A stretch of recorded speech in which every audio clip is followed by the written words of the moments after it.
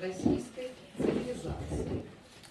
И слово предоставляется эксперту, художнику Есханову Мухмаду Тапаевичу, сокровищнице Чеченской Республики. Дамы и господа, эксперты, участники международного университета. Я рад, что мне сегодня дали слово, площадку в этом университете, чтобы я выставил работы чеченских художников и свои работы. Правда, к нам отозвались и присоединился Герасимов, вот Юля, очень известный художник. Это ее работы сзади меня висят. Также хочется большое спасибо сказать ректору университета Елене Николаевне. Вы видите, как ожесточенно, сказал бы, занимается возрождением российской культуры. Уважаемый академик, профессор из Армении Микоян, я прошу прощения, если я вас неправильно называю, очень, я бы сказал бы, четко сравнил Чеченскую войну с двух мировыми войнами, которые были раньше. Да, это действительно было начало Третьей мировой войны в мировом масштабе.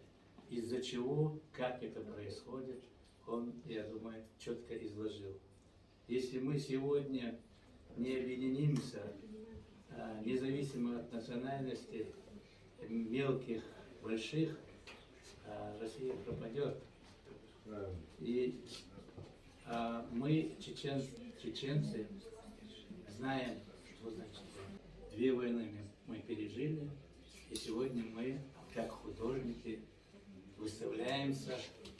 Это благодаря нашему неизменному бывшему руководителю Ахмаду Кадырову, который сейчас нет рядом с нами. Вы, наверное, знаете эту историю.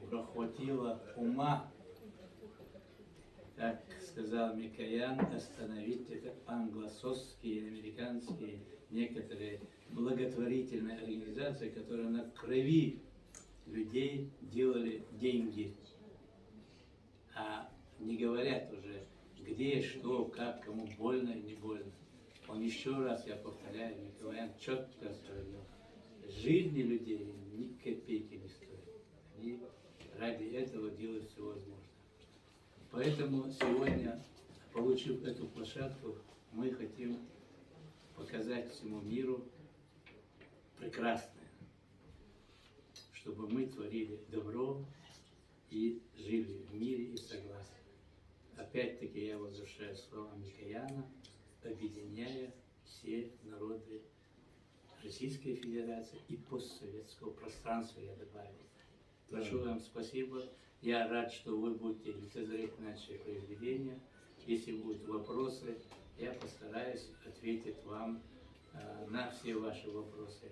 Почему я вкладываю все свои, как говорится, физические и материальные средства ради того, чтобы выставлять произведения художников Чеченской Республики, также московские я добавляю уже. Я думаю, к следующей выставке еще присоединятся к нам, но в эту выставку мы не успели. Дело в том, что в стенах этого университета мне позволили, я повторяю, уточняю, позволили прочесть доклад о Ноевом ковчеге, о том объекте, который мы сегодня в Чечне изучаем. Конечно, многие страны, народности выставляют свои объекты, и мы говорим такое, ребята, всем по ковчегу давайте выставлять артефакты своих объектов. Я вам покажу в соседнем зале выставленные некоторые артефакты того объекта, который мы в Чечне назвали Ноев ковчег. Мы изучаем тот объект как уникальный объект, а вот ковчег он или нет, это уже ученые разберутся, где что. Я предлагаю всем тем, кто выставляет эти объекты, выставить свои артефакты и совместно решить, что, как, к чему. Большое вам спасибо, что вы здесь.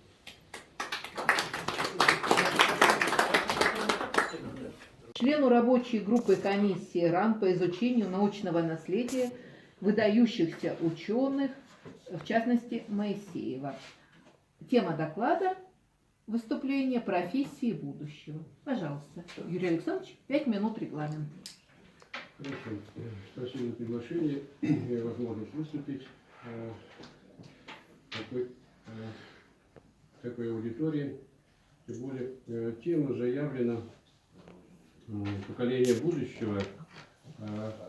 Наша комиссия Российской академии наук по изучению научного наследия выдающихся ученых создала в своей структуре молодежную секцию. В принципе, это как информационная тоже часть. То есть молодежная секция, сегодня, кстати, должен был приехать руководитель молодежной секции Светлов Владимир Иванович, он не приехал. Мы занимаемся на площадке Российской академии наук, лицеями и высшими учебными заведениями всей страны в плане научно-просветительской деятельности, привлечения молодежи к научно-техническому творчеству. Мы создали также на площадке нашей комиссии научно-технический клуб научно-технического творчества молодежи. И постоянно проводим и онлайн, и офлайн различные конференции, круглые столы на совершенно различные темы. Как свободу слова. Но понятие свободы слова не ограничивает права тех же меньшинств, людей, да, которых мы в обществе не принимаем, мы осуждаем, никогда в русскую культуру и традицию свою не пускали. Вот. К сожалению, обобщение вот этой вот нормы права нам дает на сегодняшний день этим меньшинствам, то есть мы им дали зеленый свет и на телевидении, и на радио, и везде. Поэтому для того, чтобы наводить порядок, нужно понимать не только, что нужно делать, но и как. То есть должны быть четкие предметные шаги для реализации данного плана. Потому что в отдельности говорить о культуре, о том, что это все замечательно, вы правильно сказали, должны быть четкие примеры. Потому что когда есть уважение к человеку, и есть память, которая длится тысячелетиями о наших героях, бойцах, тех же суворовцев и так далее, то их пример рано или поздно в человеке прорастает.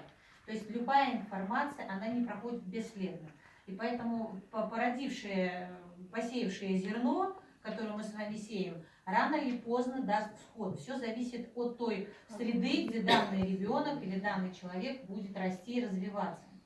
Вот. Поэтому, если есть такая возможность, есть такое желание, я считаю, что нужно сделать законодательную инициативу для поправки места быть. Какие традиции, какая культура. То есть возьмем меньшие